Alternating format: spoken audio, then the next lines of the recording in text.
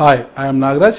Talking politics with ఐ డ్రీమ్లో ఈనాటి మన ముఖ్య అతిథి మంచిని పెంచు చెడును చుంచు అన్న నినాదంతో విద్యార్థి దశ నుంచే పోరుబాట సాగిస్తూ అనంత నగరంలో పచ్చదనాన్ని పరవలు తొక్కించడే కాకుండా మానవాళికి అవసరమైన ఆక్సిజన్ని అందించాలన్న ఉద్దేశంతో నగరమంతా మొక్కలు నాటుతూ ఒక్క రోజులోనే 3 లక్షల మొక్కలు నాటి నగర ప్రజలతోనే కాదు నియోజకవర్గ ప్రజలతో అందరితో కూడా ముద్దుగా ట్రీ మ్యాన్ అని పిలువబడుచుకున్న మన అనంతపురం ఎమ్మెల్యే ప్రభాకర్ చౌదరి గారు. నమస్తే సార్. నమస్కారం. అంటే ముందుగా మా ఐ డ్రీమ్ వీక్షకుల కోసం మీ కుటుంబ నేపథ్యం, అంటే మీ కుటుంబ సభ్యుల వివరాలు కానీ, మీ తండ్రి గారికి మీరు ఎంతమంది సంతానమో, మీకు ఎంతమంది సంతానమో అనే వివరాలు ఒకసారి చెప్తున్నాను. 2 కుమారులు, 1 చెల్లెలు, 1 కూతురు ఉంది తండ్రి గారికి. నేను రెండోవాడు. తర్వాత నాకు 1 కుమారుడు. అంటే మీ అన్నగారు ఏం చేస్తుంటారు? అన్నగారు అంటే జస్ట్ గవర్నమెంట్ సర్వీస్లో ఉండి రిజైన్ చేసి కొంత స్పిరిచువల్ లైన్లో సిద్ధి బాబా టెంపుల్ పెట్టుకొని తర్వాత ఇతర బిజినెస్ చేసుకొని ఆ లైన్లో ఉన్నాడు, సర్వీస్లో ఉన్నాడు. తర్వాత చెల్లెలు మ్యారీడ్, అతను హస్బెండ్ టీటీడీలో ఇంజనీర్. తర్వాత నా కుమారుడు ఎంఎస్ మైనింగ్ చేశాడు, BA engineering civil Bengaluru. Now is in London, ఏదో కోర్సుకి వెళ్ళాడు, చదువుతున్నాడు. Only some. అంటే మీ మిస్సెస్ గారు మేడం షీఈ్ అంటే హౌస్ వైఫే సార్. పోస్ట్ గ్రాడ్యుయేషన్ చేసింది ఎస్కే యూనివర్సిటీలో, gold medalist sir. Sir house వైఫ్గానే ఉంది. అంటే మీ స్వగ్రామం ఏదైనా సార్? నేను పుట్టింది పెరిగింది అనంతపురం. నా స్వగ్రామం అనంతపురమే. మా 4 ఫాదర్స్ వచ్చి తాడిపత్రి, ఎల్లనూరు, పుట్లూరుకు సంబంధించినటువంటి ఆ ప్రాంతంలో నారాయణ రెడ్డిపల్లి విలేజ్ ఉంది. మా 4 ఫాదర్స్ అక్కడి నుంచి వచ్చారు అక్కడికి. అంటే మీరు నారాయణ రెడ్డి గారి పల్లె నుంచి పెరవలికి మళ్ళా మారారు అనేది ఉంది. ఎందుకు మారారు? అది ఏంటంటే నారాయణ రెడ్డిపల్లి అనే విలేజ్లో ఒక ఫ్యాక్షన్ విలేజ్, కరుడు కట్టిన ఫ్యాక్షన్ మూలాన అంటే మా నాన్నను కూడా మర్డర్ చేశారు. వీళ్ళు చంపడం, దౌర్జన్యాలు, దాడికి ప్రతి దాడి, హింసకు ప్రతి హింస, అలాంటి సిస్టంలో ఉన్నప్పుడు అనంతపురంలో కేసుల కోసం ఇక్కడికి వచ్చేటువంటి పరిస్థితి. అప్పుడు మార్గ మధ్యంలో అంటే బస్సులో రావాలంటేనో ఇతరత్ర ఏదైనా ఆయుధాలు తీసుకోవాలంటే ఇబ్బంది అనే దీంతో మడుగుపల్లి మీద కొండల ద్వారా నడుస్తూ పెరవలి గ్రామం దగ్గర అంటే సింగనమలకి మధ్యలో వచ్చి బస్సు ఎక్కేటువంటి వాళ్ళంట. అందరూ కూడా వాయిదాలకు వచ్చినప్పుడు అట్లా ఒక్కొక్కరు ఒక్కో దావలో ఒక్కో త్రోవలో వచ్చేటువంటి పరిస్థితి. ఆ విధంగా వచ్చేటప్పుడు అక్కడ బంధువులు ఉంటే అక్కడ పొలం కొన్నటువంటి సందర్భం ఉంది మా తండ్రి గారు.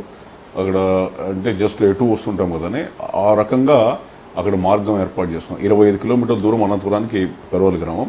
అక్కడ నుంచి దాదాపు 15-20 కిలోమీటర్ల దూరంలో కొండల్లో షార్ట్ కట్ అయితే వెళ్తుంది. లేకపోతే బై రోడ్ అయితే మామూలుగా బీటీ రోడ్ మీద వెళ్తే 55 కిలోమీటర్లు అవుతున్నారు. అంటే మీరు పెరవలిలో ఎన్నేళ్ల పాటు నివాసం ఉన్నారు అక్కడ? నేను 1 గంట కూడా లేను. ఆ పెరవల్లో మా తండ్రి గారు అంటే పొలాల కోసం ఇల్లు కట్టాడు. బట్ బార్న్ అండ్ బ్రాటప్ అనంతపురే. నా స్వగ్రామం అనంతపురమే. 4 ఫాదర్స్ వచ్చి నారాయణ రెడ్డిపల్లి గ్రామం. అంటే మీ విద్యాభ్యాసం ఎక్కడ సాగిందంట? అనంతపురే. ఎలిమెంటరీ స్కూల్ కాదు, ఎల్కేజీ మొత్తం ఫస్ట్ క్లాస్ నుంచి కూడా అనంతపురంలో చదివాను. అనంతపురంలోనే చదివాను. డిగ్రీ ఇక్కడే చేశాను గవర్నమెంట్ కాలేజ్లో. తర్వాత లా బళ్ళారి అంటే ఆర్ట్స్ కాలేజ్లో చదివారు? ఆర్ట్స్ కాలేజ్ ప్రభుత్వ కళాశాలలో చదివాను. ఇంటర్మీడియట్ కూడా సాయిబాబా కాలేజ్లో చదివాను. హై స్కూల్ కూడా సాయిబాబా కళాశాలలో చదివాను. తర్వాత బళ్ళారిలో లా చేశాను, SL law college. MA post graduation political science చేశాను.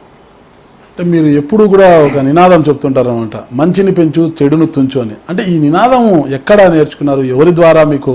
అంటే నేను యాక్చువల్గా విద్యార్థి దశ నుంచి వచ్చేటప్పుడు హై స్కూల్లో చదివేటప్పుడు హై స్కూల్లో ఒక 7th, 8th క్లాస్ చదివేటప్పుడు నేను చదివేటువంటి కళాశాలలో కొంత బ్రాహ్మణ్ డామినేషన్ ఉండేది. లెక్చరర్స్ అంతా చాలామంది వచ్చి విశ్వ హిందూ పరిషత్ ఆర్ఎస్ఎస్లో చేరమని అడిగేటువంటి వాళ్ళు. కొద్ది కాలం దాంట్లో వెళ్ళాను. నమస్తే సదా వచ్చలే మాతృభూమే గయా హిందూభూమే ఆర్ఎస్ఎస్ దాంట్లో. నాతో పాటు ఒక క్రిస్టియన్ స్నేహితుడు వచ్చాడు. వస్తే అతను అలౌ చేయలేదు. ఏంటి అంటే మంది ఇది కాదు అనేటువంటి భావన, అంటే ఇది కొంత మతపరంగా ఉన్నారేమో అన్నటువంటి భయంతో ఆ రోజు వదిలేయడం జరిగింది. తర్వాత సిపిఐ ఏఎస్ఎఫ్ వాళ్ళు వచ్చేవాళ్ళు నా దగ్గరికి. వచ్చి నువ్వు రావాలా చేరాలని చెప్పి ఏఎస్ఎఫ్లో ప్రెజర్ పెట్టేవాళ్ళు. అంటే హై స్కూల్లోనే ఎందుకో కొంత నన్ను అట్రాక్ట్ చేయడానికి ప్రయత్నం చేశారు అప్పట్లో. నేను కూడా కొంత స్టూడెంట్స్ దీంట్లో హై స్కూల్లో ఉండడం పెట్టడం అని. కాలక్రమేణా నేను అనంతపురంలో పుట్టి పెరిగిన తర్వాత చాలా సందర్భాలు చూసాం. అంటే ఫ్యాక్షన్ నేపథ్యం ఉన్న కుటుంబం నుంచి చూసినటువంటి వాడిని అయినప్పటికీ తర్వాత అనేక సందర్భాల్లో ఈ రౌడీయిజం, గుండాయిజం అని చూసాం. అంటే కళాశాలలో చదువుకున్నప్పుడు కానీ హై స్కూల్లో చదువుకున్నప్పుడు కానీ కొంత ఆధిపత్యం చేసేటువంటి వ్యక్తులు ఎవరైనా ఉంటే ఎందుకో వాళ్ళ మీద తిరుగుబాటు చేద్దాం అనేటువంటి భావన నాలో ఉండేది. అంటే కొంత అన్యాయం అనంటే అన్యాయం అనేటువంటిది మనం చెప్పాలి. తర్వాత పబ్లిక్ లైఫ్లో అందరూ కూడా భయపడకూడదు, పిరిగ్గా ఉండకూడదు. కొంత మంచి ఏదైనా ఉంటే దాన్ని ఆస్వాదిద్దాం. అది కులం కావచ్చు, మతం కావచ్చు, పార్టీ కావచ్చు అనేటువంటి భావనతో ఎందుకో నాకు అది అలవర్చుకున్నాను. అది ఇప్పటివరకు కొనసాగిస్తున్నా, భవిష్యత్తులో కూడా కొనసాగడానికి ప్రయత్నం చేస్తూనే ఉంటాను.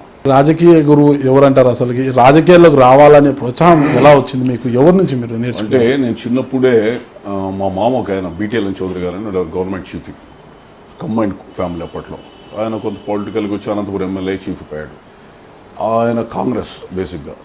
నేను చదువుకున్న రోజుల్లో ఇంటి నుంచి పోతే నేను కొంత ఏఎస్ఎఫ్ కమ్యూనిస్టు భావాలతో మనం అట్లా పోయాం. కొంత ఏదో అది కొంత నాకు ఎన్నోన్నా ఇన్స్పిరేషనా అనేటువంటిది కూడా ఒక దశలో ఆలోచిస్తూ ఉండొచ్చు.